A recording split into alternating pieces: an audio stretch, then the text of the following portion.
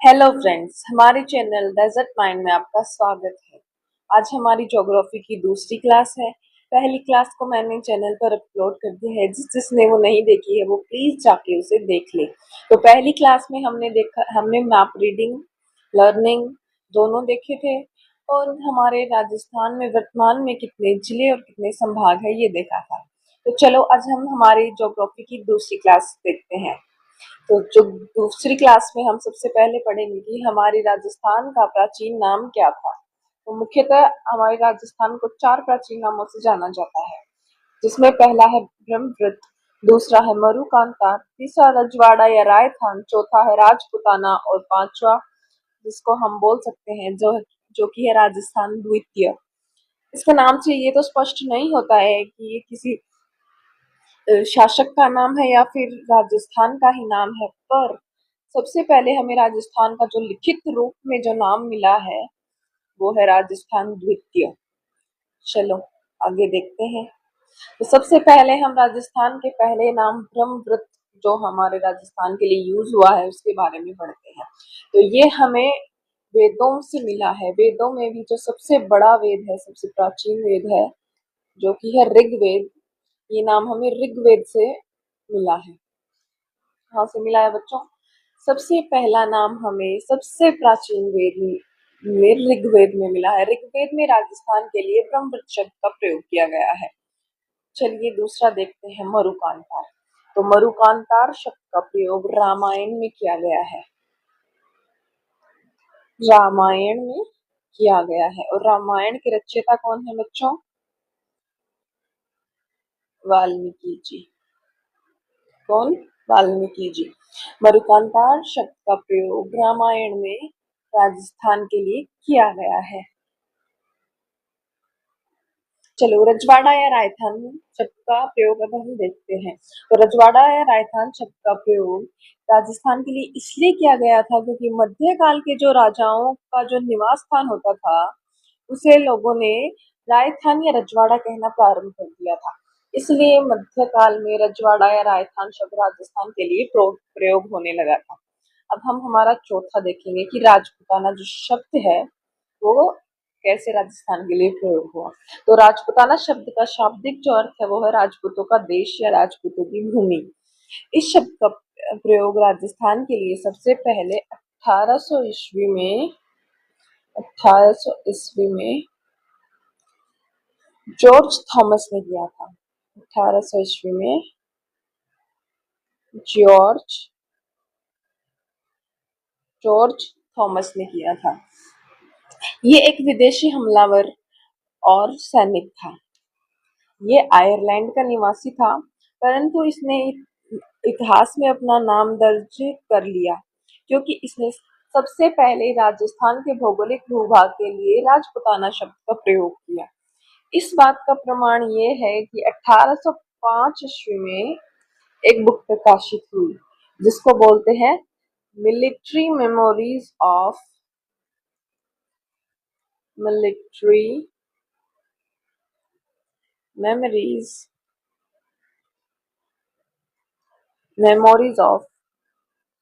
Mister George Thomas. ये ये book जो है ये जॉर्ज थॉमस के द्वारा प्रकाशित नहीं की गई थी। इस बुक को विलियम फ्रैंकलिन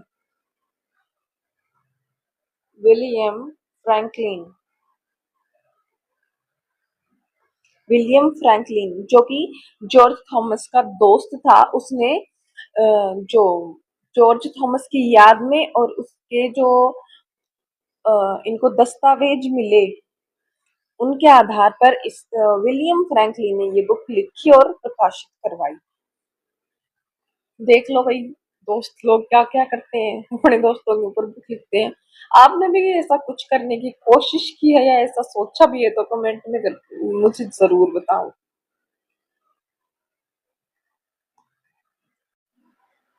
अब हम हमारा पांचवा जिसको हम कह सकते हैं वो देखते हैं कि राजस्थान नृत्य शब्द का प्रयोग किसने किया। तो लिखित में पहली बार हमें जो राजस्थान के लिए लिखित नाम मिला है वो राजस्थान द्वितीय ही मिला है। लिखित में हमें पहली बार राजस्थान के लिए जो नाम मिला है वो राजस्थान द्वितीय नाम ही मिला है। ये हमें एक शिलालेख पे मिला है। इस पे शिलालेख पे मिला है। ये शिलालेख कहाँ है? ये शिलालेख बसंतगढ़ में है। बसंतगढ़ में ये शिलालेख 625 ईस्वी का है। उस समय 625 ईस्वी में चावड़ा वंश का शासन था। और चावड़ा वंश में भी ब्रह्मलात जो शासक रहे हैं वो उस समय के शासक जो है वो है ब्रह्मलात। ब्रह्मलात के समय का ये जो शिलालेख है वो है। इसी पर पहली बार राजस्थान के लिए राजस्थान द्वितीय शब्द का प्रयोग किया गया। राजस्थान के नाम की बात आती है तो इसमें एक नाम और भी ऐड होता है। एक व्यक्ति का नाम, राजस्थान का नाम नहीं, एक व्यक्ति का नाम और ऐड होता है जिसका नाम है कर्नल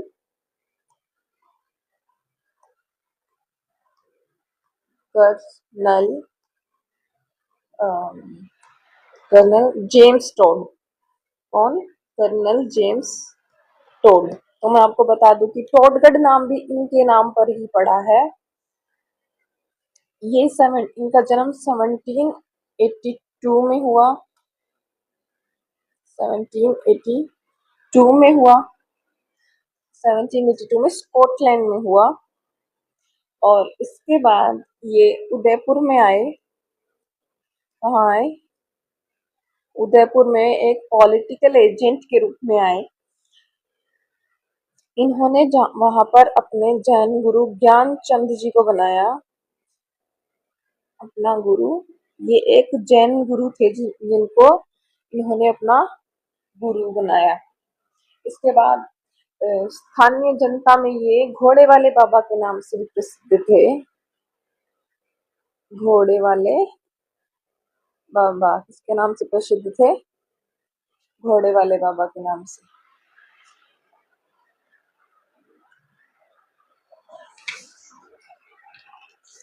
इसके बाद हम देखते हैं कि इन्होंने एक पुस्तक लिखी जिसका नाम है annuls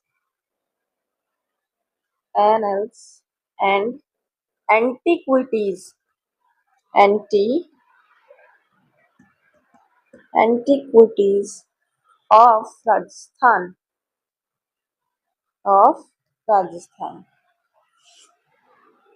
annuls and antiquities of Rajasthan. इसी पुस्तक का दूसरा जो नाम है वो है the central and western states western Rajput states of India. ये बुक दो भागों में प्रकाशित हुई। दो भागों में, एक तो 1829 में हुआ इसका भाग प्रकाशित, और इसका दूसरा भाग 1832 में प्रकाशित हुआ। तब 1832 में प्रकाशित हुआ। तो अब हमें क्या ध्यान रखना है?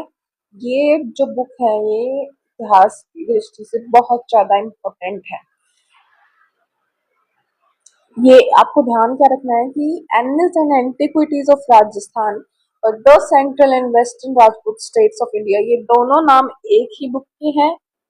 ये बुक जेम्स टोड की है। जेम्स टोड की ये बुक दो भागों में प्रकाशित हुई है। 1829 में एक भाग हुआ और दूसरा इसका भाग 1832 में प्रकाशित हुआ। इसके अलावा इनकी एक और बुक है जो 1839 में प्रकाशित हुई। ये बुक इनकी धर्म पत्नी के द्वारा प्रकाशित करवाई गई। इस बुक का नाम था ट्रेवल्स इन वेस्टर्न इंडिया। ये बुक वैसे तो इतनी ज्यादा इम्पोर्टेंट नहीं है, बट ये पहले वाली जो बुक है ये बहुत ज्यादा इम्पोर्टेंट है। इसमें से इस बुक में बहुत ज्यादा कॉम्पिटिटिव एग्जाम में क्वेश्चन पूछे जाते हैं इस बुक के ऊपर। आप इस बुक को अपने नोट्स में जरूर नोट करें। इसके बाद कर्नल जेम्स टोड जो है, इनका जन्म तो 1782 में हुआ और इनकी मृत्यु हुई 18 नवंबर 1835 में। ये सारी चीजें बच्चों आप मेरे साथ नोट्स बनाते हुए चलिए, ताकि जब आप दोबारा इनको याद करो, एक बार में तो देखो किसी को याद नहीं होता है, बट एक बार में लोग समझ तो जाते हैं कि ऐसे ऐसे ये टॉपिक है, ऐसे टीचर ने ऐसे बताया है, ऐसे इसको याद करना है। तो मैं आपको ये बता दूं कि इन सब टॉपिक्स पे कैसे कैसे क्वेश्चन आएंगे। जैसे मान लो ये ही क्वेश्चन आ गया कि राजपूताना शब्द का प्रयोग सबसे पहले किसने किया, तो इस पे तो आप बता ही सकते हो किसने किया। आ गया रजवाड़ा शब्द का स्थान, सॉरी, रजवाड़ा या राजस्थान शब्द का प्रयोग किसने किया, कैसे हुआ। मरुकांतार शब्द का प्रयोग कहाँ सबसे पहले हुआ, मरुकांतार शब्द का प्रयोग किसके लिए किया गया, ये सब क्वेश्चंस मैं आपको बता रही हूँ, आपको पता होना चाहिए। जैसे ये ही क्वेश्चन आ गया, मान लो कि ब्रह्मवत शब्द का प्रयोग कौन सी जगह के लिए हुआ है, तो आप बता नहीं सकते क्या कि कौन सी जगह के लिए हुआ है। या फिर ये क्वेश्चन आ गया कि कौन से वेद में राजस्थान का नाम आता है, तो इसमें देख लो ऋग्वेद आएगा इसका आंसर। मान लीजिए ये क्वेश्चन आ गया कि ब्रह्मवत शब्द का जो प्रयोग है वो कौन से वेद में किया गया है, तो इसमें भी आप बता सकते हो कि ऋग्वेद में किया गया है। मान लीजिए ये क्वेश्चन आ गया कि ब्रह्मवत शब्द का प्रयोग कौन से राज्य के लिए किया गया है, तो इसमें भी आप बता सकते हो कि राजस्थान के लिए किया गया है। तो इस टाइप के क्वेश्चन आएंगे बच्चों, आपको हर तरीके से हर क्वेश्चन का आंसर पता होना चाहिए। चलो अब हम नेक्स्ट देखते हैं कि राजस्थान नृत्य जो शब्द है, इसके बारे में भी मैंने आपको बता दिया है कि राजस्थान नृत्य जो शब्द है उसका प्रयोग चावड़ा वंश के शासक के शासन काल में एक जो शिलालेख प्राप्त हुआ है उस पर हमें देखने को मिलता है। तो विज्ञान राजस्थान की बात करते हुए हमें सबसे पहले तो ये पता होना चाहिए कि राजस्थान का निर्माण कब हुआ था। तो राजस्थान का जो निर्माण है वो 7 गठनों में हुआ, 7 गठनों में हुआ। 7 जो गठन थे वो हुए राजस्थान के निर्माण के समय। इन 7 गठनों को अगर आप डिटेल से पढ़ना चाहते हैं तो मैं इसके ऊपर भी वीडियो जरूर बनाऊंगी। अभी मैं आपको मोटा मोटा बता देती हूँ, हमें टॉपिक से बाहर नहीं जाना है। ज्यादा डिटेल्स के लिए आप वो वीडियो जरूर देखिए, मैं जल्द ही अगली वीडियो अपलोड करूंगी। तो राजस्थान का एकीकरण 18 मार्च से स्टार्ट होता है, तब से 18 मार्च 1948 से, तब से 19 मार्च 1948 से शुरू होता है। और राजस्थान का जो निर्माण है वो 30 मार्च 1948 को होता है। इसीलिए हम आपने ध्यान दिया होगा कि हम जो राजस्थान दिवस है वो भी 30 मार्च को ही मनाते हैं। 30 मार्च को ही राजस्थान दिवस भी मनाया जाता है। जो इसके निर्माण के समय हमारी राजधानी थी वो जयपुर ही थी। हालांकि पहले 2-3 जो गठन हुए थे उनमें राजधानी जो हमारी रही थी वो दूसरी थी, बट लास्ट में जयपुर को ही हमारी राजधानी के रूप में स्वीकारा गया। इसके बाद हम देखते हैं कि राजस्थान में आरंभ में 25 जिले थे और 5 संभाग थे। 25 जिले और 5 संभाग जुड़े थे।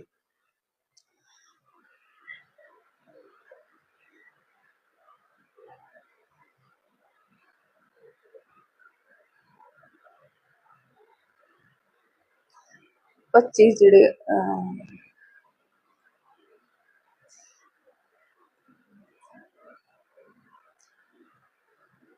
तो जो संभागों की जो व्यवस्था है वो हमारे राजस्थान में हीरालाल जी के द्वारा की गई थी। इसके द्वारा हीरालाल जी जो थे उन्होंने राजस्थान में संभागों की व्यवस्था की थी। और इन्होंने संभागों की व्यवस्था 1949 में की थी। कब की थी बच्चों? 1949 में। 1949 में हीरालाल जी के द्वारा संभागों की व्यवस्था की गई थी। इसके बाद हम देखते हैं कि हमारे राजस्थान में अगला जो जिला था, 26वां जिला जो था, वो अजमेर जोड़ा गया था। वो अजमेर को जोड़ा गया था 26वें जिले के रूप में। इसके बाद 1962, क्या 1949 में ये व्यवस्था की गई थी। इसके बाद 1962, एक मिनट में इसको इरेज कर देती हूँ बच्चों, समझ में नहीं आ रहा है ऐसे तो। मैं आपको एक बार दोबारा बताती हूँ, ठीक है। तो हमारे राजस्थान की रचना है, रचना या निर्माण जिसको हम बोल सकते हैं, वो हुआ 30 मार्च 1948 को, 1948 को। इसके बाद हमारे संविधान में आते हैं 25 जिले, प्रारंभ में 25 जिले, डिस्ट्रिक्ट 25 जिले और 5 संभाग, समझ गए, 5 संभाग आए। इसके बाद 26वां जो जिला जुड़ा वो था अजमेर, 26 पे अजमेर जुड़ा।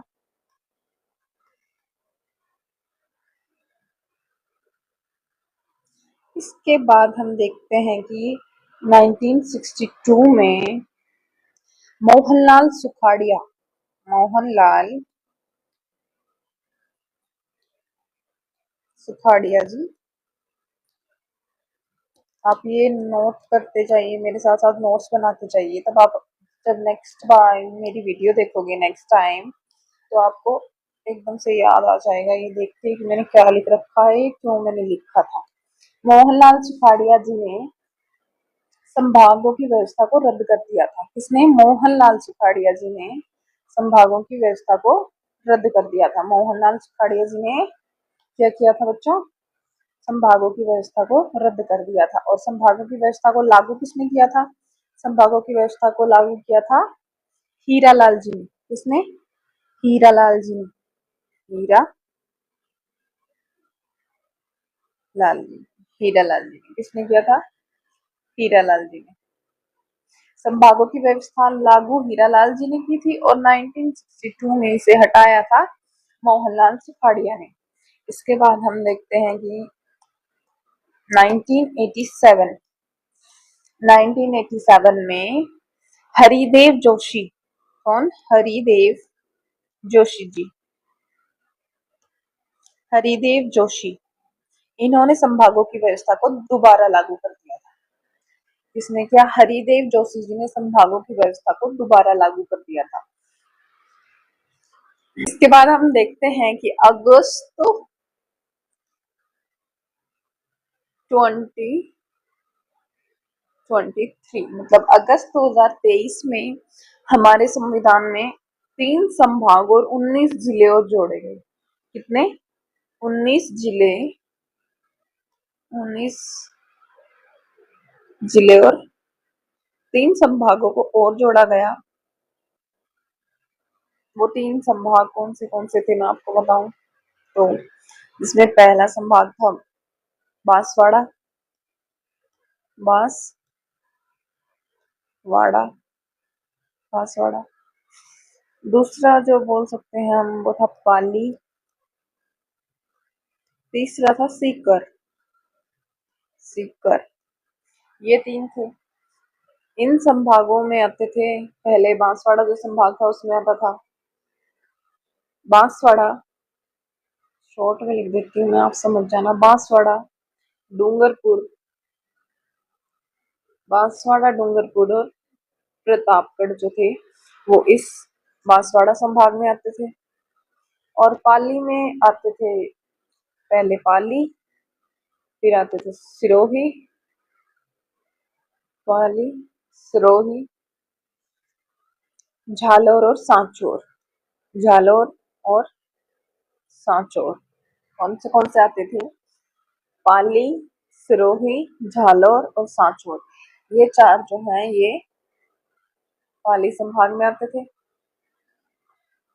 सीकर संभाग में हमारे पास आते थे सीकर, हमारे पास आता था सीकर, चूरू, चूरू, झुंझुनू, सीकर, चूरू, झुंझुनू और नीम का थाना, नीम का थाना।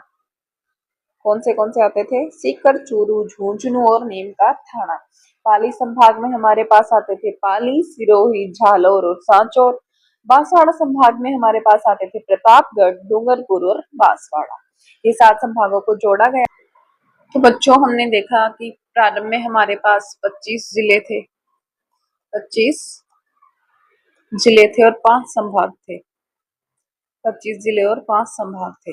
इसके बाद 2008 में इन जिलों की संख्या को बढ़ाकर 33 कर दिया गया और आखिरी जो जिला इसमें जुड़ा था वो था प्रतापगढ़। 2008 में 33 जिले थे और आखिरी जो जिला हमारे पास जुड़ा था वो था प्रतापगढ़। इसके बाद हम देखते हैं कि एक कमेटी का गठन हुआ जिसका नाम था राम लुभाया कमेटी, राम लुभाया कमेटी। कौन सी कमेटी? राम लुभाया कमेटी। इसका गठन हुआ, जल्द ही इसने अपनी एक रिपोर्ट दी जिसमें इसने 19 जिले और 7 संभाग और भी बनाए। कितने? 19 जिले और 7 संभाग और बनाए। कौन सा जिला कब बना, कितने हमारे जिले रह चुके हैं और कितने हटा दिए गए हैं, या कितने संभाग हैं और कितने हटा दिए गए हैं, इस टॉपिक पे मैं एक वीडियो और बनाऊंगी जो आप देखना। और अभी मैं आपको वर्तमान का थोड़ा मोटा मोटा डिटेल्स बता देती हूँ। इसके बाद हम देखते हैं कि 2023 में ये सब जुड़ने के बाद हमारे पास हो गए थे 50 जिले और 10 संभाग, 50 जिले और 10 संभाग। तो तीन संभाग जो जुड़े थे वो थे बांसवाड़ा, पाली और सीकर। तो इसके बाद 2024 दिसंबर 2024 में 9 जिलों को हटा दिया गया, 9 जिले और 3 संभागों को फिर से रद्द कर दिया गया, 3 संभागों को फिर से रद्द कर दिया गया। ठीक है बच्चों, 3 संभागों को फिर से रद्द कर दिया गया। तो फिर हमारे पास बचे 41 जिले और 7 संभाग। कितने? 7 संभाग, 41 जिले और 7 संभाग। अब हमारे पास कौन से जिले हैं फिलहाल, उन पर भी मैं एक वीडियो बना चुकी। जो हमारी पहली वीडियो है वो उसी पर है, मैप लर्निंग भी है हमारी पहली वीडियो में। आप पहली वीडियो को जरूर देखें, जिसकी मदद से आपको सारे मैप एकदम क्लियर हो जाएगा, याद भी हो जाएगा बहुत ही आसानी से। कौन से संभाग में कौन सा एरिया आता है ये भी आपको बहुत जल्दी याद हो जाएगा। अब मैं आपको एक बार नाम बता देती हूँ सभी जिलों के फिर से, जिसको याद है वो मेरे साथ साथ बोलेगा। मैं जिले याद करने के लिए मैंने आपको एक फॉर्मूला बताया था जो कि था 18 + 13 = 41। 18 + 13 = 41। तो चलो अब मैं एक बार आपको सभी जिलों के नाम याद दोबारा से बता देती हूँ। आप सभी को मेरे साथ साथ बोलना है। जैसे 28 से यहाँ मेरा मतलब है कि 28 ऐसे जिले हमारे पास हैं जो कि बॉर्डर के साथ लगते हैं। कौन से बॉर्डर के साथ लगता है ये मैं आपको जो अगली जो जिलों के ऊपर कौन सा जिला कब बना था, कब क्या हुआ था, उस जिले में मैं आपको बताऊंगी कि उस वीडियो में मैं आपको बताऊंगी कि कौन से जिले के साथ कितनी सीमा हमारी लगती है, कैसे क्या है, ये मैं आपको बताऊंगी उस वीडियो में। तो चलो पहले अब हम जिलों के नाम देख लेते हैं। पहला नंबर पे आता है गंगानगर, दूसरे पे बीकानेर, तीसरे पे फालोदी, चौथे पे जैसलमेर, पांचवे पे बाड़मेर, छठे पे झालोर, सातवें पे सिरोही, आठवें पे हमारे पास आता है उदयपुर, नौवे पे डूंगरपुर, 10वें पे बांसवाड़ा, 11वें पे प्रतापगढ़, 12वें पे चित्तौड़गढ़, 13 पे भीलवाड़ा, 14 पे कोटा, 15 पे झालावाड़, 16 पे बारा, 17 पे सवाई माधोपुर, 18 पे करौली, 19 पे धौलपुर, 20 पे भरतपुर, 21 पे डीग, 22 पे अलवर, 23 पे कैथल तिजारा, 24 पे कोटपुतली बहरोड, 25 पे सीकर, 26 पे झुंझुनू, 27 पे चूरू और 28 पे हनुमानगढ़। ये 28 वो जिले हैं जो बॉर्डर के साथ लगते हैं। अब जो जिले हमारे पास हैं उसमें पहले नंबर पे आता है बूंदी, दूसरे पे दौसा, तीसरे पे जयपुर, चौथे पे टोंक, पांचवे पे अजमेर, छठे पे हमारे पास आता है डीडवाना, सातवें पे नागौर, आठवें पे जोधपुर, नौवे पे बालोतरा, 10वें पे पाली, 11वें पे आता है बयावर, 12वें पे राजसमंद और 13वां और आखिरी जो है वो है सलूम्बर। आप मेरी पहली वीडियो जरूर देखें, उसकी सहायता से आपको मैप बहुत जल्दी याद हो जाएंगे। अब जो हमारे पास 7 संभाग आते हैं उनमें कौन से जो जिले हैं वो आते हैं एक बार आपको बता देती हूँ। तो पहला संभाग हमारे पास है बीकानेर। बीकानेर के अंदर जो जिले आते हैं वो है बीकानेर, गंगानगर, हनुमानगढ़ और चूरू। मैंने जो संभाग हमारे हैं इनको याद करने के लिए एक फॉर्मूला और बताया था जो कि था 4 4 5 6 7 7 और 8। इसका मतलब ये है कि दो हमारे पास ऐसे जिले हैं, दो हमारे पास ऐसे संभाग हैं जिनमें 4 4 जिले आते हैं। एक संभाग हमारे पास ऐसा है जिसमें 5 आते हैं, एक ऐसा है जिसमें 6 आते हैं, फिर दो ही संभाग हमारे पास ऐसे हैं जिसमें 7 7 जिले आते हैं और एक संभाग फिर ऐसा है जिसमें एक ही जिला आता है, ना सॉरी 8 जिले आते हैं। एक संभाग हमारे पास ऐसा है जिसमें 8 जिले आते हैं। तो चलिए पहला संभाग हमने देख लिया है, मैं आपको एक बार फिर से बता देती हूँ। पहला संभाग हमारे पास है बीकानेर। बीकानेर में जो 4 जिले आते हैं वो है बीकानेर, गंगानगर, हनुमानगढ़ और चूरू। दूसरा जिला हमारे पास है कोटा, जिसमें पहले नंबर पे आता है कोटा, बूंदी, झालावाड़ और बारां। तीसरा जो हमारे पास जिला संभाग है उसमें आते हैं 5 जिले आते हैं, जिसमें है कोटा, सॉरी तीसरा संभाग जो हमारे पास है वो है धौलपुर। तीसरा जो संभाग हमारे पास है वो है भरतपुर।